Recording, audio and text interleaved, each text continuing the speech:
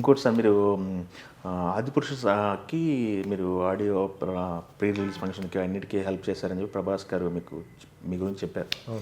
ప్రభాస్ గారు ఈ సినిమా తర్వాత ఆయన దృష్టిలో ఉందా ఇది హనుమాన్ బజ్ మాట్లాడానండి నేను యాక్చువల్లీ రిలీజ్ అయిన సెకండ్ రోజు కలిసాను ఆయన యాక్చువల్గా వేరే దగ్గర కనిపించారు. ఓకే, కనిపించినప్పుడు అదే చెప్తా అంత ఏంటి డార్లింగ్ అంత టికెట్లు దొరకట్లేదంట కదా, క్లైమాక్స్ తీస్తావంట కదా అన్నారు. అంటే అవును సార్ అందరికి బాగా నచ్చింది అంటే చూస్తాను నేను అరేంజ్ చేయండి చూస్తాను అని అన్నారు. ఇంకా చూడలేదు అనుకుంటా, నాకు తెలిసి ఈ రోజు రేపు చూస్తారు. ఇంకా వెయిట్ చేస్తున్నాను ఆయన రెస్పాన్స్ కోసం. గ్రేట్ అండి. అలా మీరు రిలీజ్కి ముందు చెప్పారు హనుమాన్ అనేది ఒక సీజన్కి వచ్చిపోయే సినిమా కాదు, ఒక వారం వచ్చిపోయే సినిమా కాదని చెప్పేసి. 10 రోజులు అవుతుంది, ఇంకా టికెట్లు బజ్ క్రియేట్ అవుతూనే ఉంది, బజ్ నడుస్తూనే ఉంది. ఇది ఎంతవరకు ప్రొలాంగ్ అవుద్ది అనుకుంటున్నారు మీరు? అస్సలు అండి అంటే లైక్ ఏం ఎక్స్పెక్ట్ చేయట్లేదండి మేము. డిస్ట్రిబ్యూటర్లు కానీ వాళ్ళందరూ కూడా ఏమంటున్నారు అంటే కనుక జనరల్గా చెప్పేస్తూ ఉంటారంట, ఇది 3 weeks సినిమారా, ఇది 2 weeks సినిమారా అని చెప్పేస్తామండి మేము చాలా ఈజీగా. ఓవరాల్గా ఎంత కలెక్ట్ చేస్తున్నాను మాకు తెలిసిపోతుంది, 2 సంవత్సరాలు ఉన్నాం కదా. కానీ ఈ సినిమాకి అర్థం కావట్లేదు సార్, ఈ హనుమంతుడు ఎంత పెద్ద హనుమంతుడు అవ్వబోతున్నాడు అనేది అసలు మేము గెస్ట్ చేయలేకపోతున్నాం. ఫస్ట్ టైం ఇలా జరుగుతుంది. అసలు 10th day హౌస్ఫుల్ బోర్డ్స్ ఏంటి సార్, అసలు అది అసలు ఫినామినన్ ఇది, దీన్ని అసలు ఎక్కడ అవుతుందో అన్నది మేము అసలు చెప్పలేకపోతున్నాము అని అంటున్నారు. అయితే సరే మీకు మన తెలుగులో ఉన్నటువంటి స్టార్లు కూడా అందరూ కూడా ఇప్పుడు పాన్ ఇండియా స్టార్స్ అవ్వాలి. ఇప్పుడు చూసుకుంటే ఎన్టీఆర్ గారు కానీ, చరణ్ గారు కానీ, లేకపోతే మహేష్ గారు నెక్స్ట్ రాజమౌళి గారి సినిమాతో కానీ, ప్రభాస్ గారు ఆల్రెడీ ప్రూవ్డ్, ఇట్లా అన్ని పాన్ ఇండియా హీరోలు అయిపోతున్నారు.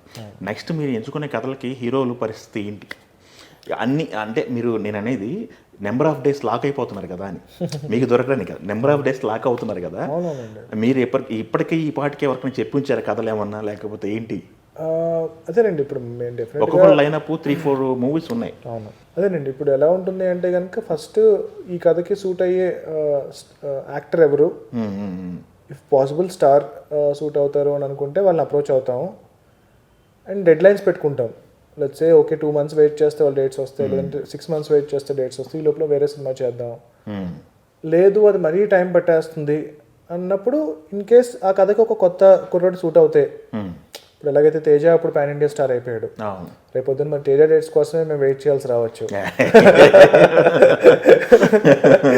సో రేపొద్దున్న మరి తేజ ఈ యూనివర్స్లో మరి నీది క్యామియో కావాలి అంటే లేదు నాకు డేట్స్ లేవు, ఒక 1 year వరకు డిస్టర్బ్ చేయొద్దు అని అనొచ్చు.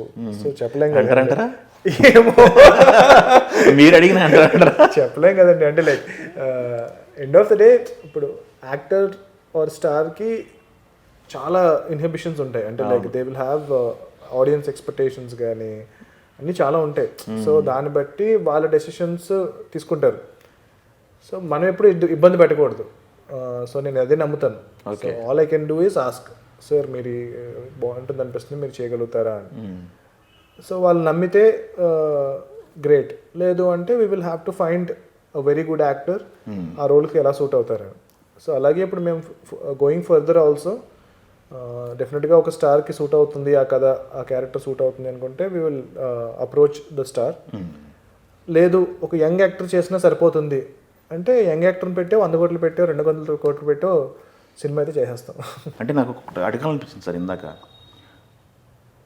ఈ 10 days నుంచి ఒక రన్ అవుతుంది సోషల్ మీడియా కానీ ఏదైనా సరే, ఒక పక్క ప్రశాంత్ నీలు, ఒక పక్క ప్రశాంత్ వర్మ అని చెప్పేసి, ప్రశాంత్ అనేది ఒక బ్రాండ్ అయిపోయిందని చెప్పేసి. గతంలో దాసరి గారు రాఘవేంద్ర గారు తీసినప్పుడు డైరెక్టర్ ముద్ర ఉండేది, తర్వాత స్టార్డమ్ దాన్ని డామినేట్ చేసింది. ఇప్పుడు రాజమౌళి గారు వచ్చిన తర్వాత డైరెక్టర్స్ డామినేషన్ మళ్ళీ ఎక్కువైంది, డైరెక్టర్స్ని బట్టి ఆడియన్స్ థియేటర్కి వస్తున్నారని రోజులు మళ్ళీ స్టార్ట్ అవునాయి. ఆ దాంట్లోకి ప్రశాంత్ వర్మ కూడా జాయిన్ అయ్యాడు, ప్రశాంత్ వర్మ కూడా మార్క్ ఉందని చెప్పేసి అంటే మీరు ఏకీభవిస్తారా? మీరే చెప్పాలండి, అది నేను చెప్పలేను.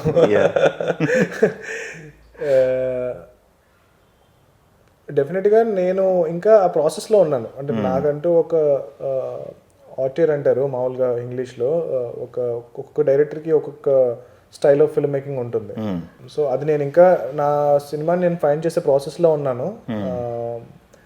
ఇప్పుడు ప్రశాంత్ నీల్ గారికి ఆల్రెడీ ఒక స్టైల్ ఉంది, రాఘవేంద్ర గారికి ఒక స్టైల్ ఉంటుంది, శేఖర్ కమ్ల గారికి ఒక స్టైల్ ఉంటుంది, రామ్ గోపాల్ వర్మ గారికి ఒక స్టైల్ ఉంటుంది. నాకంటూ ఇంకా ఏం సెట్ అవ్వలేదు. మీరే సెట్ చేసుకోలేదు, ఒకదానికి స్టిక్ అవ్వలేదు మీరు. నేను actually that's also conscious decision that different style of film making try చేస్తుంటూ వెళ్ళాలి అనేది. But I think I'm still in that process. I'm not there yet.